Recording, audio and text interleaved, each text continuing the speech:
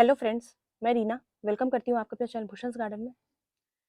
तो फ्रेंड देखिए, अभी काफ़ी सारे अच्छे से फूलों में बहुत अच्छे से कलियाँ निकल कर आई हैं। सभी फ्लावर में, चाहे वो अडेनियम हो या फिर बोगनविला हो या फिर आपका चंपा का प्लांट हो। स्पेशली मैं नाग चंपा की बात कर रही हूँ, या फिर ये आपका हाइब्रिड कनेर हो। सभी में बहुत ज़्यादा मात्रा में फूल अच्छे से खिल रहे हैं। तो आज अपना टॉपिक वो नहीं है, आज मैं आपसे मैंगो प्लांट से रिलेटेड कुछ टिप्स आपसे शेयर करूंगी। और मेरे एक प्लांट में बहुत ज़्यादा रूट बाउंड हो गए, तो उसको मैं आज थोड़ा सा शिफ्ट करूंगी दूसरे गमले में। आज नवंबर की 6 या 7 तारीख है। तो इस वक्त अगर आप ये काम कर रहे हैं तो आपको क्या क्या सावधानी रखनी है उस पर मैं आज डिस्कस करूंगी। और ये देखिए, ये एक और मेरा 12 मासी मैंगो प्लांट का पेड़ है, जिसको मैंने 16 इंच पॉट में लगाया था। और यहाँ पे देखिए फ्लावरिंग चल रही है। तो अभी ये जो समय है, ये इस प्लांट का बिल्कुल ग्रोइंग पीरियड है, बिकॉज ये मेरा 12 मासी प्लांट है। तो इसमें साल में 3 से 4 बार फूल आते हैं और अच्छे से भर के क्वांटिटी में फूल आते हैं। तो मैंने कभी इससे 1 या 2 मैंगो कभी इससे लिया होगा, वरना मैं मैंगो नहीं लेती हूँ। इस मैंगो ना लेने का रीज़न ये है कि प्लांट काफ़ी छोटा होता है, और छोटे प्लांट से अगर आप फ्रूटिंग लेंगे ना, तो फिर प्लांट आपका बहुत ज़्यादा स्ट्रॉन्ग नहीं होगा। और जितना जल्दी हो सके प्लांट को आप थोड़ा सा मच्योर बनाने का कोशिश करें, ना कि उससे फ्रूट लेने का, क्योंकि अगर मच्योर प्लांट हो जाएंगे तो फ्रूट ऑटोमेटिक उसमें लगने लगेंगी काफ़ी अच्छी क्वांटिटी में। यहाँ पर देखिए, एक और मेरा ये 12 मासी प्लांट है। उसके अलावा मैं आपको वहाँ पर दिखाती हूँ, कॉटीमॉन मैंगो का प्लांट है वो वाला। वो कॉटीमॉन मैंगो है, तो उसको भी मैंने ऑनलाइन मंगाया था, और ऑनलाइन मंगाने के बाद मैंने उसे रिपोर्ट किया था। तो सेम मैंने इस प्लांट को भी ऑनलाइन मंगाया था, और ऑनलाइन मंगाने के बाद मैंने इसको रिपोर्ट करा था। इस प्लांट में एक समस्या ये आ रही थी, चलिए मैं आपको पहले बताती हूँ कि आपको मैंगो मैंगो प्लांट को किस तरीके की सॉइल में लगाना चाहिए और किस तरीके के पॉट में लगाना चाहिए। तो बाकी मैं किसी भी प्लांट के बारे में आपसे कोई टिप्पणी नहीं करूँगी, लेकिन मैंगो प्लांट के बारे में मैं आपको एक चीज़ बता दूँ कि कभी भी अगर आप मैंगो प्लांट को लगाते हैं, तो आप मेक श्योर कर लें कि आपके पास मिट्टी का ही गमला हो।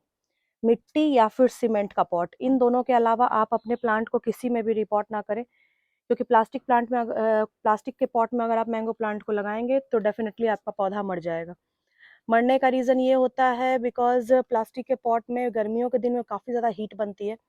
तो इसकी जो जड़ें होती हैं वो बहुत ज़्यादा सॉफ्ट होती हैं, मतलब इतनी स्ट्रांग नहीं होती हैं कि वो इस हीट को झेल पाए। बाकी सारे फ्रूटिंग प्लांट को आप प्लास्टिक के पॉट में लगा सकते हैं, लेकिन जब भी आप नर्सरी से किसी भी प्लांट को लाएंगे ना, तो वो लोग बोलेंगे बड़े टब में लगा दीजिए।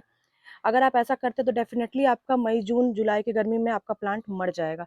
तो इसको देखिए, मेरा इतना लंबा प्लांट है, और ये शायद 2 साल का पुराना प्लांट है, फिर भी मैंने इसको ये 10 इंच के मिट्टी के पॉट में लगाया था। लेकिन अब क्या हो रहा है, इसमें काफ़ी ज़्यादा रूट बाउंड हो गई हैं, और रूट बाउंड होने के साथ साथ मुझे इसको अभी के अभी रिपोर्ट करना पड़ेगा, वरना इसमें फ्लावरिंग या फिर नई जो शूट्स हैं वो निकलना बंद कर देंगी। क्योंकि काफ़ी टाइम से मैं देख रही हूँ ये प्लांट अपनी ग्रोथ को बढ़ा ही नहीं रहा है, और उसका रीज़न सिर्फ और सिर्फ यही है, बिकॉज ये रूट बाउंड हो गया है। तो चलिए मैं इसको पॉट से निकालती हूँ, और बिल्कुल ही सेफली इसके रूट बॉल को निकाल कर इसमें ट्रांसप्लांट करूँगी। इसमें ट्रांसप्लांट करने के लिए मैं आपको बता दूं कि मैंने किस टाइप की सॉइल ली है। तो ये देखिए, मेरा सॉइल मीडिया है। इसमें आप 70% के अप्रॉक्स में सैंड और सॉइल के ले लीजिए। मैं जैसा रेशियो रखती हूँ मैं आपको वो बता रही हूँ, बिकॉज पूरे दिन ये छत पर पड़ा रहता है, तो उस हिसाब से मैं बता रही हूँ। तो इसमें सॉइल की मात्रा और सैंड की मात्रा, मतलब 50% मैंने इसमें सॉइल लिया है, और 30% मैंने इसमें सैंड लिया है। तो 80% का रेशियो हो गया, और 20% में मैंने देखिए इसमें सिर्फ और सिर्फ वर्मी कंपोस्ट लिया है। वर्मी कंपोस्ट के अलावा आप इसमें अभी स्टार्टिंग पीरियड में कुछ भी ना डालें, उसके बाद मैं आपको बताऊंगी कि आफ्टर 10 डेज, 15 डेज या फिर 20 डेज आपको क्या फर्टिलाइजर ऐड करने हैं।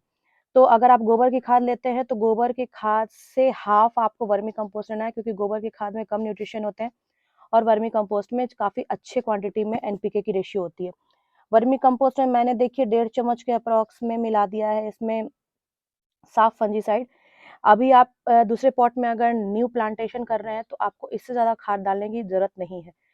और इसके अलावा बहुत से फ्रेंड नीम खली, सरसों खली, कोई भी खली का यूज़ आप अपने मैंगो प्लांट के स्टार्टिंग पीरियड में ना करें। अगर आपका 2 साल, 3 साल, 4 साल पुराना प्लांट है, तो ही आप उसमें इन सब फर्टिलाइज़र का यूज़ करें, वरना आपके लिए सबसे बेस्ट रहेगा वर्मी कंपोस्ट। उसके बाद मैं आपको बताऊंगी कि आपको क्या क्या डालना है, लेकिन उसका भी अंतराल आपको समझना पड़ेगा।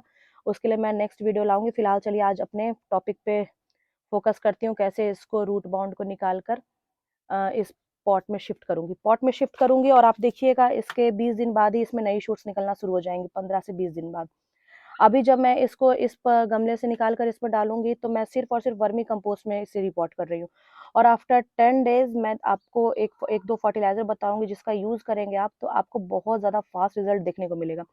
क्योंकि देखिए मैंगो का प्लांट बहुत ज़्यादा सॉफ्ट उसकी रूट होती हैं, बहुत ज़्यादा नाजुक होती हैं, तो उसको आप बहुत ज़्यादा केमिकल या फिर बहुत ज़्यादा ऑर्गेनिक फर्टिलाइज़र हेवी क्वांटिटी में ना दें। अगर आप नर्सरी से खरीद कर लाते हैं किसी भी प्लांट को, अभी तो मेरा ये 2 साल का पॉट में लगा हुआ हो गया है, तो अगर आप नर्सरी से लाते हैं तो नर्सरी से लाने के बाद भी आपको यही सब फर्टिलाइज़र यूज़ करना है। इसके अलावा उसमें आप कोई फर्टिलाइज़र एक्स्ट्रा ऐड मत कीजिएगा। खली तो आप किसी भी तरीके का ना डालें, ना ही सरसों खली, ना ही नीम खली। तो चलिए फ्रेंड, मैं इसको पॉट से निकालती हूँ, फिर मैं आपको दिखाती हूँ उसकी रूट बॉल कैसी है। तो देखिए फ्रेंड, मैंने उस पॉट से निकाल कर अभी इसको निकाल लिया है और इसकी रूट बॉल मैं आपको दिखा रही हूँ, उसकी सॉइल दिखा रही हूँ। अगर थोड़ा सा भी मैं ऐसे छेड़ूंगी तो इसकी सॉइल बिखर जाएगी।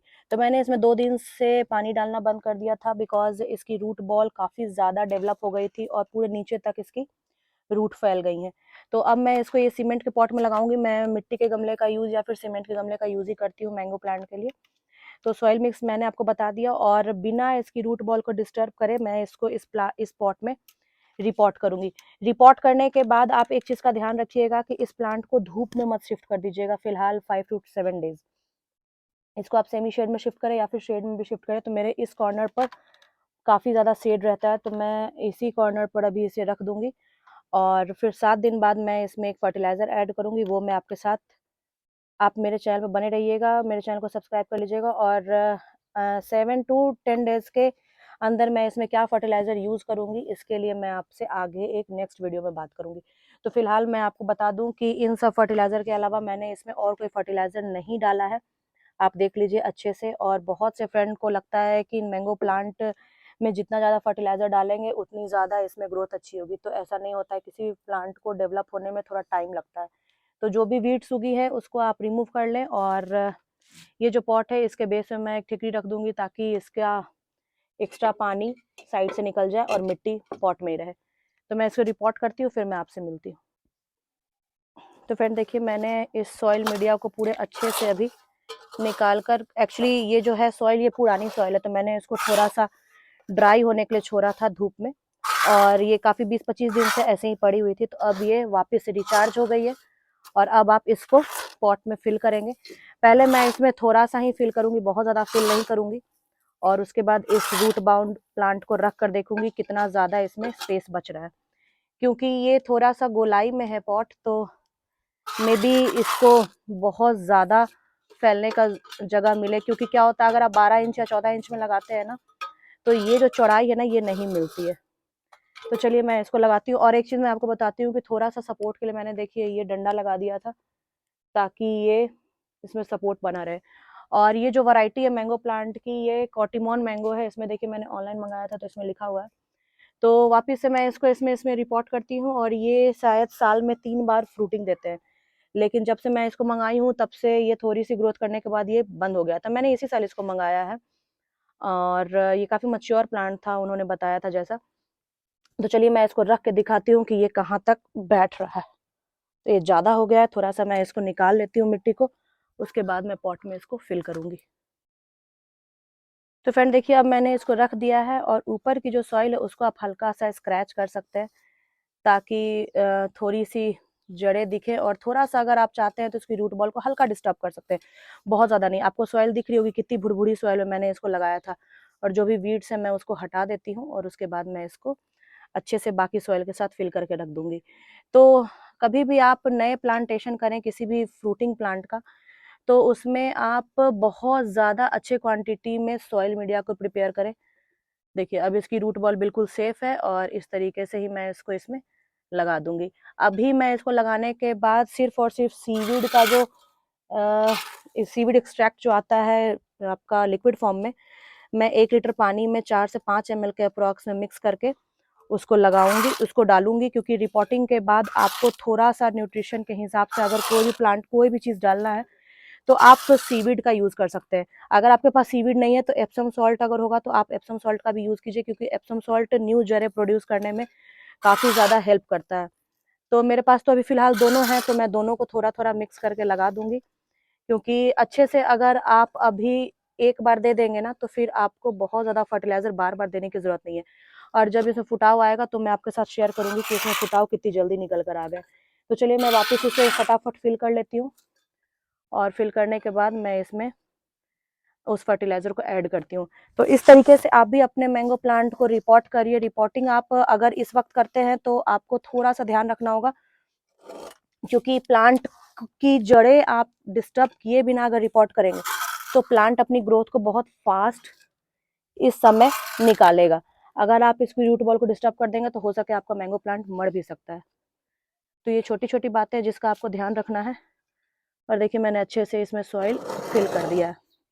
तो चारों तरफ से आप इसमें सॉइल डाल दीजिए, और सॉइल जैसे आप डालेंगे, अभी तो देखिए थोड़ी-सी ये हार्ड हो गई है सॉइल, तो मैं जैसे ही इसमें पानी डालूँगी सारे के सारे सॉफ्ट हो जाएँगे। तो इससे ज़्यादा आपको मैंगो प्लांट में फ़िलहाल अभी कोई न्यूट्रिशन नहीं ऐड करना है। बहुत ज़्यादा सफिशिएंट है, और मैं इसको अभी सेमी शेड में इसे रख देती हूँ। तो इसी तरीके से आप भी नवंबर के मंथ में भी इस काम को कर सकते हैं, क्योंकि दिसंबर का जो मंथ है, दिसंबर और जनवरी, इसमें ये अभी फ्लावरिंग, अभी एक समय फ्लावरिंग आएगी, जो देखिए आपको मैंने दिखाया अपने पुराने प्लांट में कि उसमें फ्लावरिंग शुरू भी हो गई है, लेकिन ये रूट बाउंड प्लांट था, इस कारण इसमें फ्लावरिंग अभी नहीं आ पाई थी, क्योंकि प्लांट को जड़ें फैलाने की जगह ही नहीं मिल रही थी। तो मैं अब इसको रिपोर्ट कर दी हूँ, और इसको मैं सेमी शेड में रखती हूँ, और फिर मैं आपसे मिलती हूँ एक नए वीडियो में, जिसमें मैं आपको दिखाऊंगी कि इसमें कैसे आपको फुटाव नज़र आ रहे होंगे। तो फ्रेंड चलिए, ओके बाय, टेक केयर।